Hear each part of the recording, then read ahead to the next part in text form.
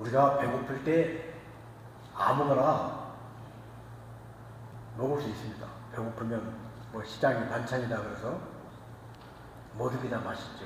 그러나 아무리 모든 걸 가리지 않고 먹는다고 해도 상한 음식을 먹으면 그건 우리 몸 안에서 탈을 일으킵니다. 상한 음식이 아니고 그냥 정상적인 음식이라 하더라도 각 개인의 체질과 그리고 건강 상태에 따라서 어떤 음식은 해가 될 수 있습니다.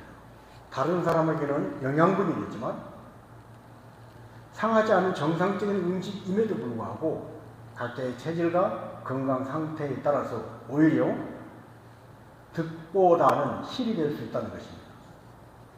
우리 몸에 무엇이 들어오는가에 따라 달라지는 것처럼 우리 영혼도 마찬가지입니다. 우리 영혼에도 들어와서 우리 영혼을 유익되게 하는 것이 있는가 하면 우리 영혼을 상하게 하는 것이 있습니다. 하나님의 말씀이, 진리의 말씀이 내 생각 속에 들어오고 내 마음 속에 들어오고 내가 하는 말 속에 하나님의 말씀이 들어와 있으면 그 말씀은 우리 안에서 창조의 역사를, 빛의 역사를 나타내는 것입니다. 그런데 악한 영, 사탄의 계교, 의심하는 것들, 정죄하는 것들, 비판하는 것들, 미워하는 것들, 분노하는 것들, 이런 것들이 들어오면 우리의 생각과 마음이 불편해집니다. 말이 사나워집니다. 우리 영이 상해진다는 거예요.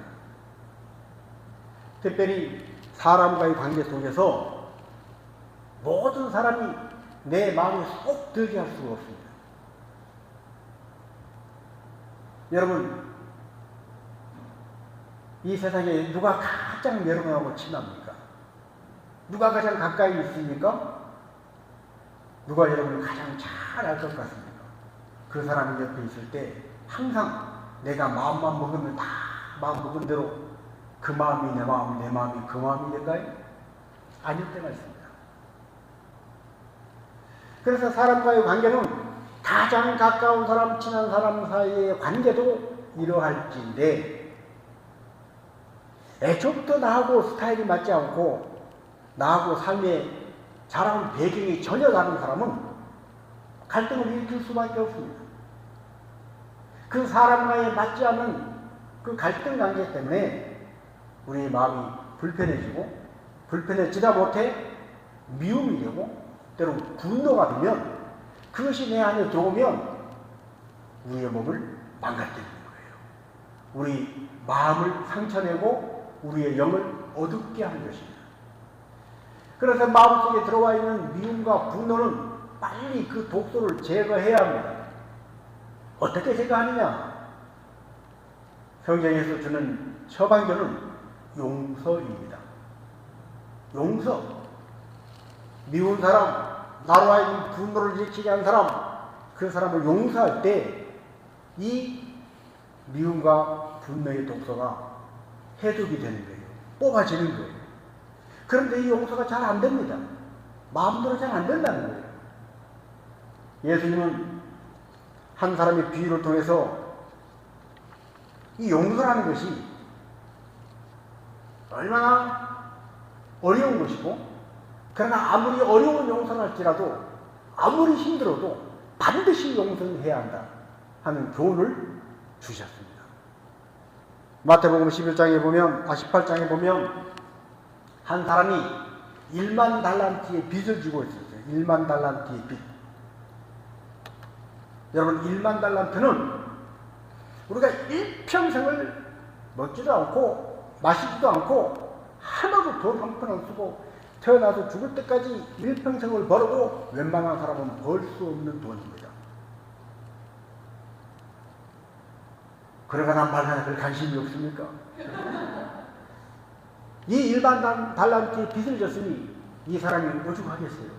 자기는 살아생전 이 빚을 갚을 수가 없어요. 이 빚의 멍에에서 벗어날 수가 없어요. 얼마나 괴롭겠어요. 그런데 이 빚진 자에게 1만 달란트의 빚, 그 도저히 갚을 수 없는 1만 달란트의 빚을 탕감해 줬다는 거예요. 빚 안 갚아도 된다는 거예요. 얼마나 행복하겠어요? 얼마나 자유하겠어요? 그런데 이 1만 달란트의 빚을 탕감받은 사람이 야, 이제 살겠다. 이제 나는 족쇄에서 풀려났다. 그러고 밖에 나왔는데 자기에게 100데나리온 빚진 사람을 만났습니다. 100데나리온.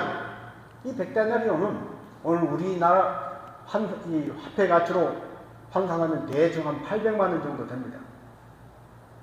여러분, 일평생을 내가 어스러지도록 돈을 벌어서 갚아도 내 숨이 끊어지기 전에는 못 갚을 그 돈을 내가 탕감받았어요. 그런데 나에게 빚진 800만 원 빚진 사람을 만났어요. 어떻게 해야 되겠어요? 그 기쁨으로 야 800만 원 없던 걸로 해라. 너 혹시 돈 필요하고 있으면 내가 도와줄게. 이 정도 돼야 정상 아니겠어요? 그런데 이 사람은 800만 원 빚진 사람을 만나서 너 왜 내 돈 안 갚냐? 조금만 기다려달라. 아니야, 나 기다려 줄 수가 없다. 못 참는다 더 이상. 이랬다는 거예요. 이 소식을 접하고 주인이 이 사람을 불러다가 하는 말이 있습니다. 자, 33절, 34절입니다. 내가 너를 불쌍히 여긴 것 같이 너도 내 동료를 불쌍히 여김이 마땅하지 아니하냐? 주인이 노하여 그 빚을 다 갚도록 그를 옥졸들에게 넘기니라. 아주 시원한 결말이죠. 아주. 그런데요, 이 빚, 그 빚 다 갚도록 너는 못 나와, 이제. 그럼 이 빚이 어떤 빚이냐? 1만 달란트의 빚이 어떤 빚이냐? 아까도 말씀드렸지만, 사람이 태어나서 죽는 순간까지 먹지도 않고 마시지도 않고 다 모아서 일평생을 벌어도 못 갚을 돈이라고 했어요. 바로 이 빚은 사람이 하나님께 지은 죄를 의미하는 것입니다. 하나님께 지은 죄, 사람이 하나님께 지은 죄는요, 일평생을 그 어떤 수고와 노력을 해도 먹지도 마시지도 않고 모든 걸 다 쏟아부어도 하나님께 지은 우리 인간의 죄를 인간 스스로는 해결할 수가 없는 거예요. 갚을 수가 없는 거예요. 그런데 그런 용서를 받은 우리가 하나님 감사해요. 내가 이제 지옥까지 왔고 천국까지 되었어요. 하나님의 자녀가 되었어요. 너무너무 감사해요. 구원받은 우리가 100데나리온 빚진 자에게 가서 왜 내 빚 안 갚냐 하는 것은 사람이 사람에게 지은 죄, 이 죄를 용서하지 않는다는 거예요. 여러분, 하나님께 사람이 지은 죄는 사람의 능력으로 갚을 길이 없습니다. 그러나 사람이 사람에게 한 잘못은 사람이 용서해 줄 수 있고 갚을 수 있는 길이 있는 줄 믿습니다. 그런데 이걸 안 한다는 거예요. 그래서 35절에 뭐라고 말씀합니까? 네 형제를 용서하지 아니하면 하늘에 계신 하늘 아버지께서도 너에게 용서하지 않는 너에게 그와 같이 하십니다. 용서하지 않으면 용서가 없다. 용서가 안 되면, 용서를 안 하면 사람과의 사이에서 갖고 있는 미움, 분노, 억울함, 상처, 아픔들이 내 안에 그대로 남아서 내 안에서 병을 일으킬 것입니다. 몸을 상하게 하는 거예요. 내 영혼을 망가뜨리는 거예요. 영혼을 어둡게 하는 거예요. 그래서 용서를 해라 하는데 불구하고 용서가 안 된다는 거예요. 여러분, 사람 안에 있는 미움은, 어떤 사람을 향한 분노는 그 사람과 나하고의 관계를 깨뜨립니다. 아무리 친하게 지냈던 친구라 할지라도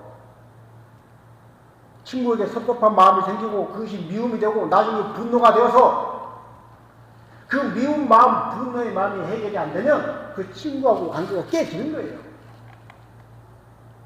사람과의 관계를 깨어지지 않는 것을 지나서 내 자신의 건강도 해치게 된다는 거예요. 모든 병의 원인이 스트레스라고 얘기를 합니다.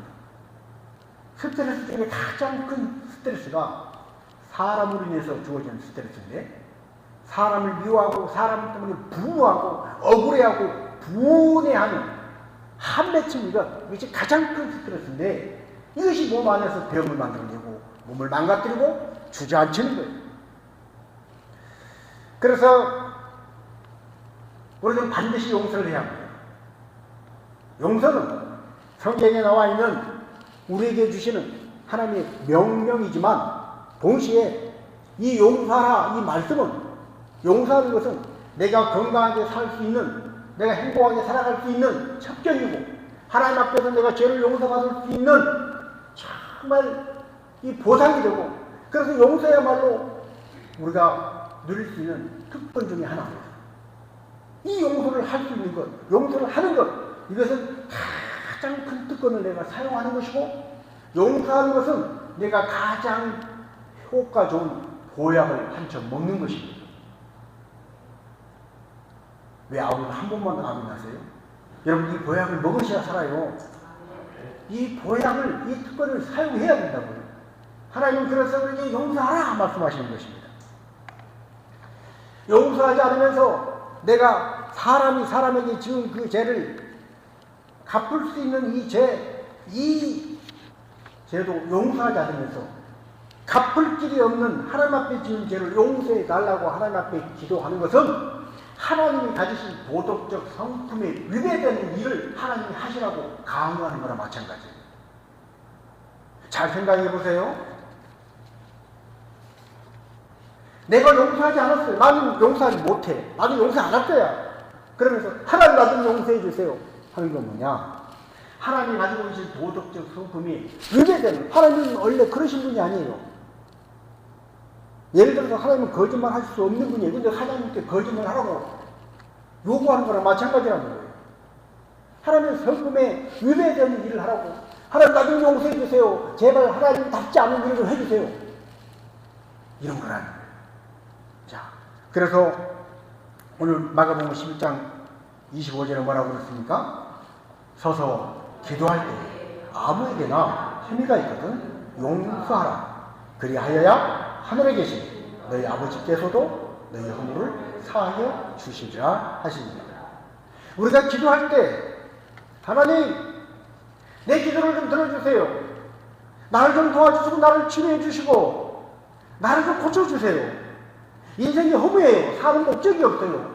하나님, 내가 삶의 목적을 분명히 가지고 활기차게, 정말로 희망차게 그런 삶을 살아갈 수 있도록, 멋진 삶, 행복한 삶을 살 수 있도록 나를 좀 그렇게 만들어주세요. 이 기도가 응답되기를 원한다면, 복받기를 원한다면, 하나님이 내게 참된 평안을 주기를 원하시는 그 기도에 응답받기를 원한다면 어떻게 하라는 거예요? 먼저 용서하라는 거예요. 용서해라. 그래야 그 기도가 응답이 된다는 것입니다. 하나님은 저와 여러분에게, 아니 우리 인생들에게, 아니 온 우주 만물에 하나님의 법칙을 심어놓으셨어요. 하나님이 심어놓으신 하나님의 원리가 있다는 거예요. 여러분, 우리 몸속에도 하나님께서 창조 때에 우리를 지으실 때 심어놓으신 원리라는 것이 있습니다. 예를 들어서 심장은 계속해서 쉬지 않고 펌프질을 해야 됩니다. 그리고 여러 가지 인슐린 분비부터 포함해가지고 우리 뇌에서 또 각종 호르몬들이 적절하게 조절이 되고 분비가 되어야 돼요. 그런데 이 원리가, 창조의 원리가 깨지면 병이 생기는 거예요. 여러분, 심장이 제대로 작동 안 하면 부정맥이 되고, 또 심장에 이상이 생겨서 쇼크가 오면 그냥 쓰러지는 것입니다.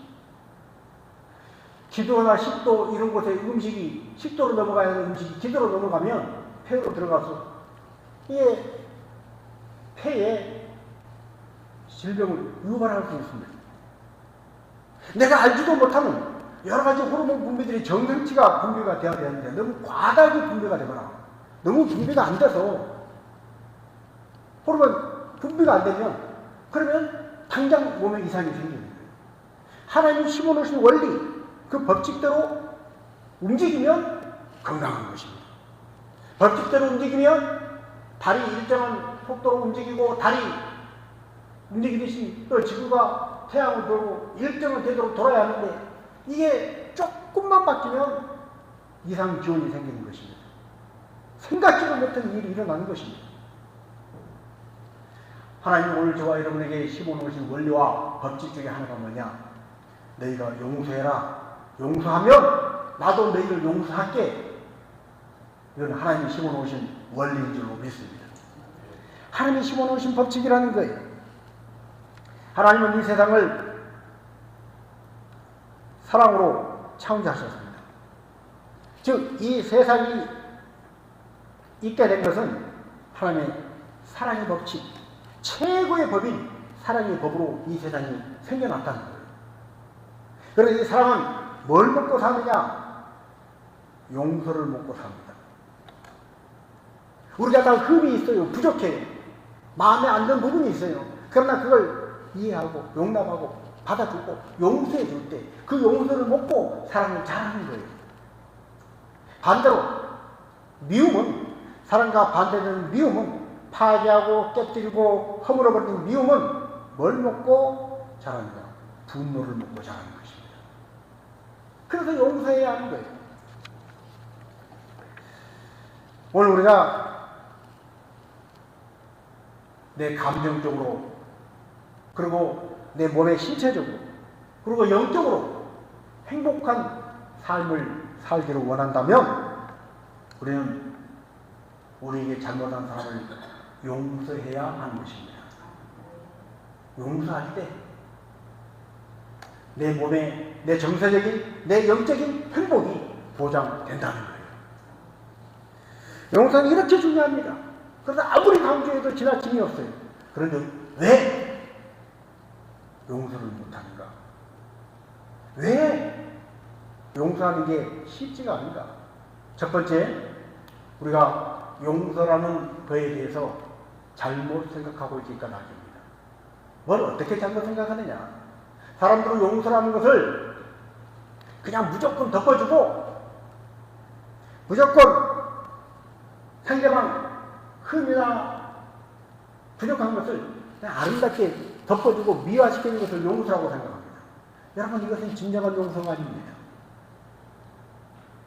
어떤 일 때문에 내가 상처를 받았어요. 내가 아파요. 고통이 왔어요. 내가 분노를 느껴요.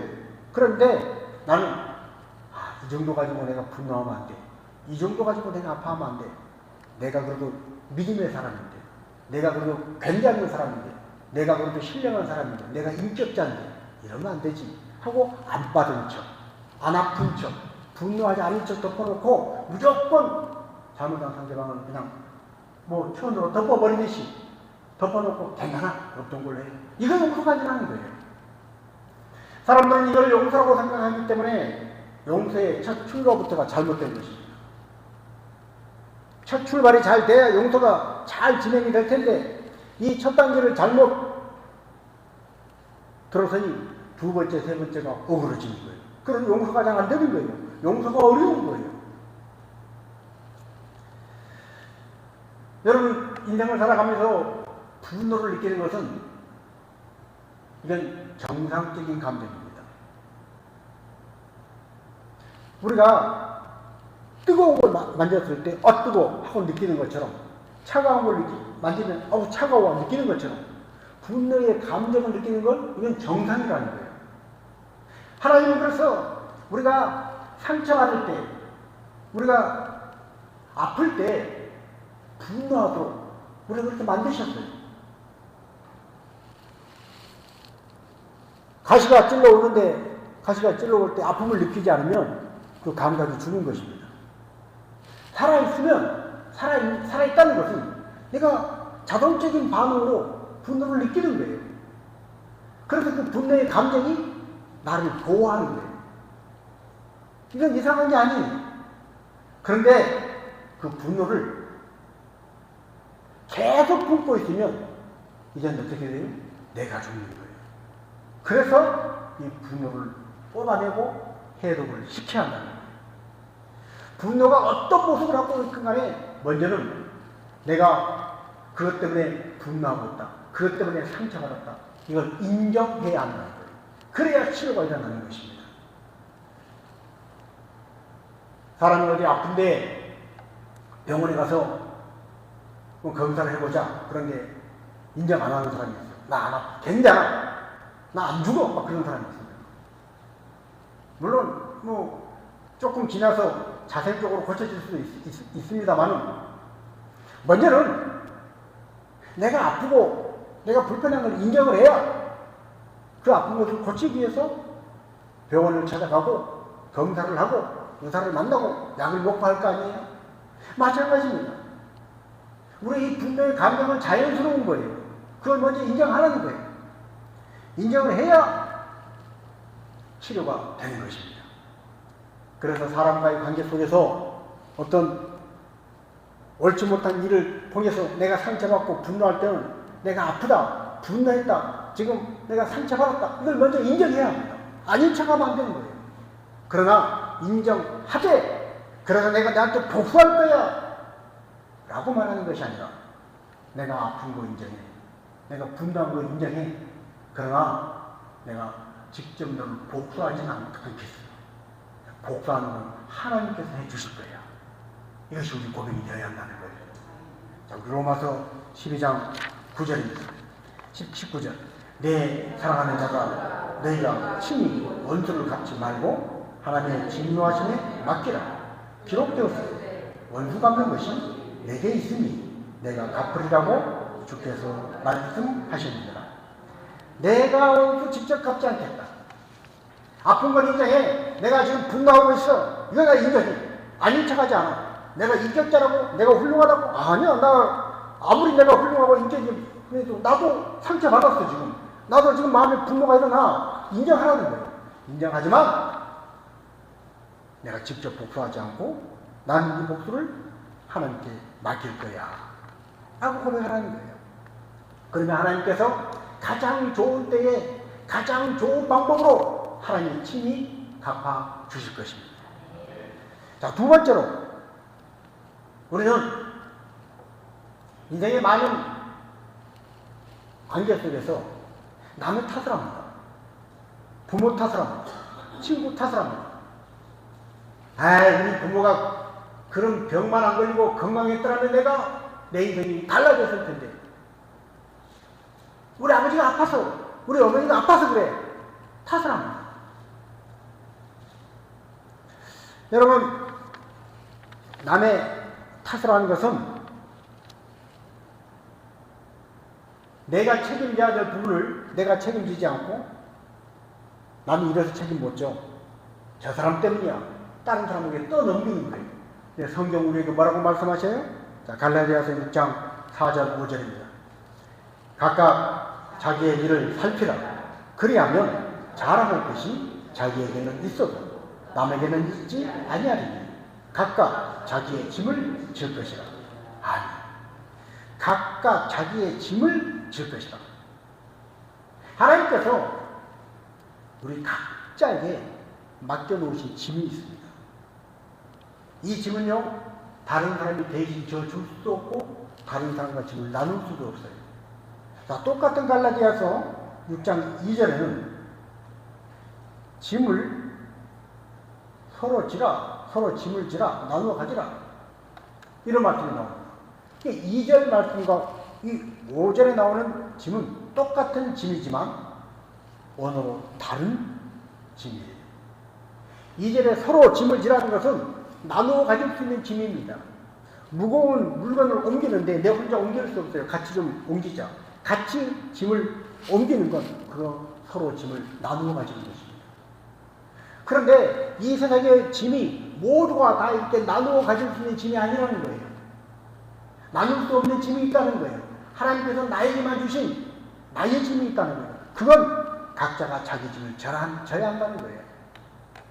그런데 자기가 져야 할 그 짐을 남의 탓을 하는 경우가 많습니다. 우리 부모가 이래서 저래서. 하나님은요, 그 모든 걸 다 아십니다. 하나님은 오히려 건강한 부모 아래서 내가 태어나서 아무 걱정 없이 잘 자랐더라면 좋았을 법했지만 하나님의 기묘하신 섭리와 하나님의 계획 안에서는 내가 병든 부모 아래 태어나서 그 연약한 부모 아래 자라면서 거기서 하나님이 주신 은혜의 분복을 따라서 하나님이 주신 나에게 준 독특한 삶을 살아갈 수 있도록 그 기회를 포착해 가도 하나님이 길을 열어 주시는 거예요. 그래서 인생을 통틀어 놔보면 나는 건강한 부모 아래 태어난 것보다 병들어 연약한 부모 아래 태어나 생활한 것이 하나님의 큰 그림 안에서는 내게 딱 맞는 나에게 주어진 나의 삶이라는 것입니다.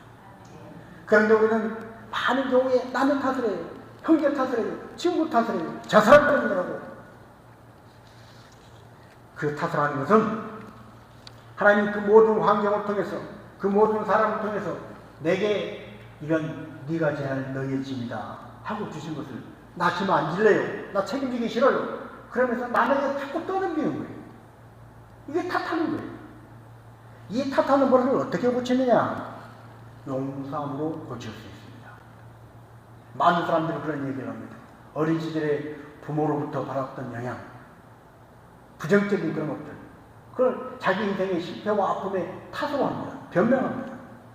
그때 정말 이 말씀에 빛을 비추어서 부모를 진심으로 용서할 때 진정한 자기의 삶이 피어나기 시작하는 거예요.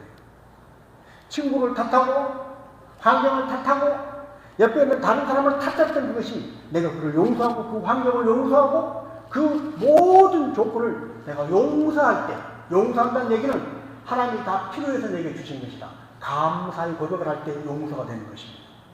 이 용서를 통해서 우리는 책임을, 내가 져야 될 책임을 오늘 자기의 짐을 지라 이 말씀을 순종해서 자기 책임을 다할 수 있는 자로 살아가는 것입니다.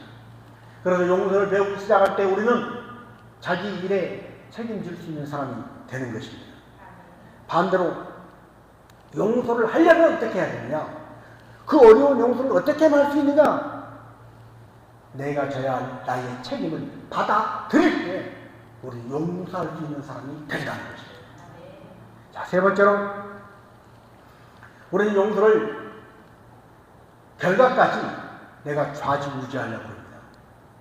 용서한다는 것은 결과는 하나님께 맡기는 거예요. 내가 하는 것은 용서하는 데까지만 내가 할 거예요. 내가 용서했으니까 이제 이렇게 돼야 돼. 아니요. 그 결과는 하나님께 맡기는 거예요. 내가 어떤 사람을 용서했어요. 용서하면 그 사람이 탁 바뀌어서 내 마음에 쏙 맞게 그 사람이 변해 있어야 됩니까? 이건 우리의 기대고 우리의 생각이지만 하나님께서는 그렇게 말씀하지 않으세요. 나는 그 사람을 용서했지만 그 사람은 여전히 내 마음에 쏙 들게 바뀌지 않아요. 내 마음에 안 들게 그대로 남아있을 수 있어요. 그 결과는 이렇게 하든 저렇게 하든 그건 하나님의 소관입니다. 결과는 하나님께 맡기고 결과에 연연하지 말고 하나님 용서하라 말씀하셨을 이 까닭에 나는 용서하는 것입니다. 그래야 용서가 되는 것입니다. 우리가 인생을 살아가다가 좋은 관계에 있는데 껄끄러운 관계가 되면 그리고 어떤 관계가 깨어지면 그건 우리에게 스트레스를 줍니다. 남, 여가 서로 사귀다가 헤어지면 그것도 우리에게 스트레스예요. 친한 친구하고 의견이 안 맞아서 틀어지면 나를 불편하게 하고 그건 스트레스예요. 부부도 사이가 좋을 때는 서로 동반자고 힘이지만 부부도 부부싸움을 하고 나고 화해하기 전까지는 같은 공간에 자꾸 안 만날래야 안 만날 수가 없는 부부가 스트레스예요. 너무 세게 얘기했나요?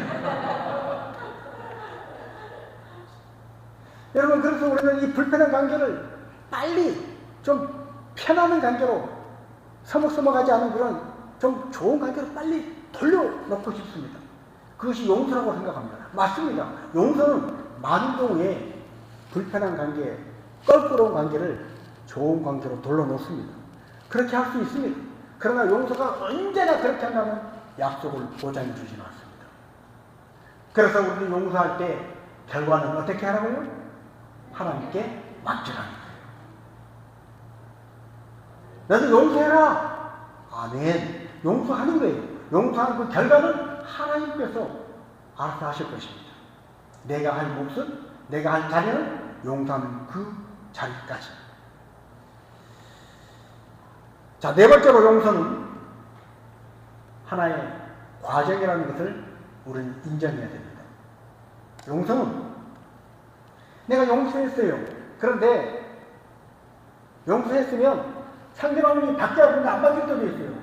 동일하게 용서했으면 내 마음이 이제 편안하고 마음에 항상 사랑만 나오고, 용서했으니까 내 마음에서 기쁨만 나와야 하는데, 용서한 후에도 여전히 가끔 미운 생각이 올라올 수 있어요.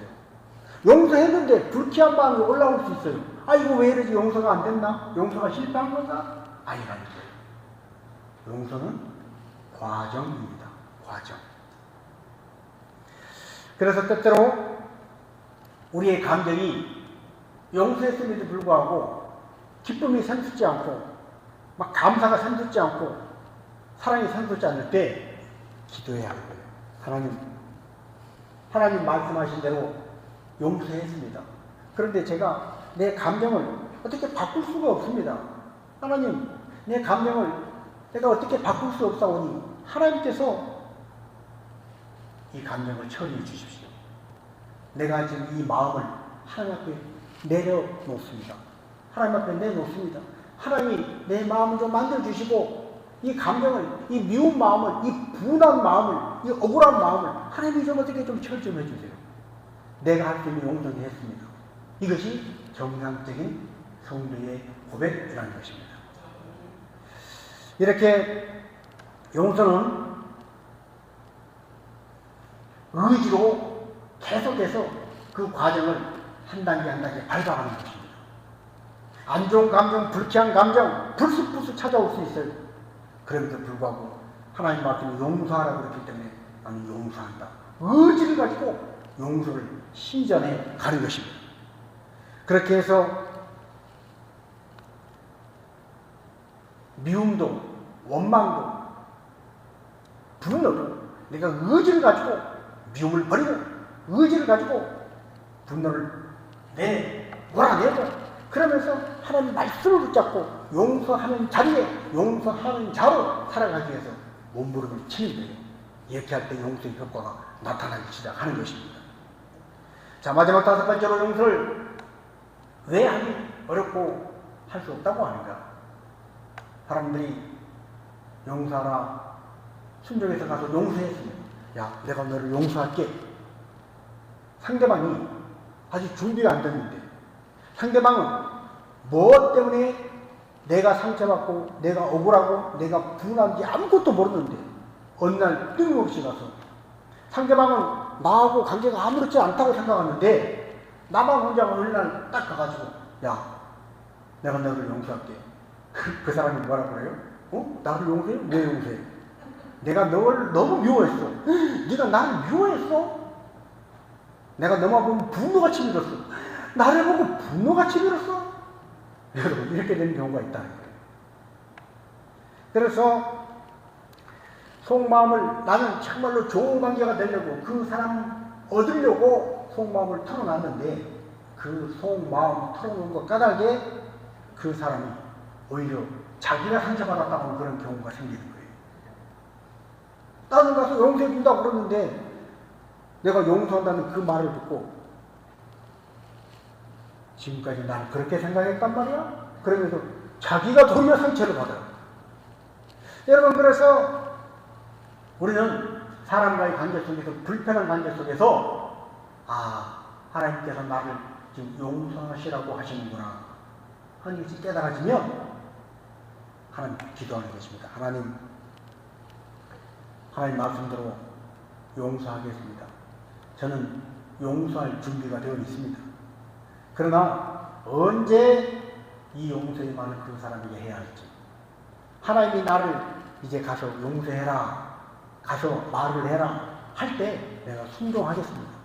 하나님이 가라고 할 때 가겠습니다 하고 기도 먼저 하라는 거예요. 그래야 용서가 이루어지는 것입니다. 자, 용서는 우리를 살립니다. 지나가는 과거의 어떤 일이 용서가 되지 않으면 그것은 내 안에 억울함으로 남아있습니다. 어렸을 때 부모가 용서되지 않으면요, 이 사람은 어리게 되고 나이를 들어서도 어릴 때 부모가 용서되지 않는 사람은 일평생을 그것이 억울함으로 남아있어요. 옛날 친구, 옛날에 어떤 직장 동료, 그 어떤 억울한 일이 용서가 되지 않으면 나에게는요, 잊어버린 것 같지만 해결되지 않는 억울함으로 내 안에 우월해져 있는 거예요. 지금 현재 오늘을 함께 더불어 살아가는 사람을 내가 용서하지 않으면 그것은 내 안에 분노로 하나하나 쌓이기 시작합니다. 그래서 용서해야 하는 거예요. 용서하면 행복해집니다. 용서하면 살아납니다. 용서하는 사람이 기쁨을 누립니다. 누가복음 15장에 보면 집을 나갔던 탕자가 돌아왔습니다. 모든 재산을 다 허랑방탕하게 써버린 탕자가 돌아왔어요. 그런데 그 탕자를, 그 냄새나는 탕자를 어금맞고 자랐다고 안아준 아버지는 용서해 줬기까 달게 기쁨이 있는 거예요. 행복한 거예요. 그래서 잔치를 베풀어요. 그런데 탕자가 돌아왔는데 이 탕자 동생을 용서하지 못한 형은 분노가 나오는 거예요. 나를 위해서는 염소새끼 한 마리도 잡지 않더니 나는 집에서 이렇게 충성하고 열심히 아버지 말 잘 들었는데 아버지 말 듣지 않고 저 밖에 나가서 허랑방탕하게 지 하고 싶은 대로 다 하다가 다 털어먹고 들어온 동생을 용서하다니, 이건 있을 수 없는 일이야. 용서하지 않은 형의 마음은 분노가 있는 것입니다. 그래서 용서하는 사람은 행복이 있어요. 용서하는 사람은 기쁨이 있어요. 용서하는 사람에게 사랑이 샘솟는 것입니다. 그러나 용서하지 못하면 기쁨도 사랑도 감사도 행복도 없는 거예요. 고달픈 거예요. 우리는 주님께 용서받기 위해서도 용서하는 자가 되어야 합니다. 주님께 용서받는 자가 될 수 있도록, 그리고 내가 살기 위해서 내 몸이 병들지 않고 상하지 않고 내가 망하지 않기 위해서도 우리는 용서해야 합니다. 내 몸이 상하고 병든 것을 예방해주고 나를 쓰러지기 까닭에 용서할 뿐 아니라 내가 기도하며 나갈 때, 서서 기도할 때 내 중에 누가 누구에게 해미가 있거든 용서하라. 그리하여 하늘에 계신 너희 하늘 아버지께서 너희에게 용서하시리라. 용서는 진정 나를 살리는 것입니다. 우리를 육간에 살리는 것이 용서입니다. 이 용서는 힘듭니다. 어렵습니다. 그러나 하나님의 말씀이고 하나님의 뜻입니다.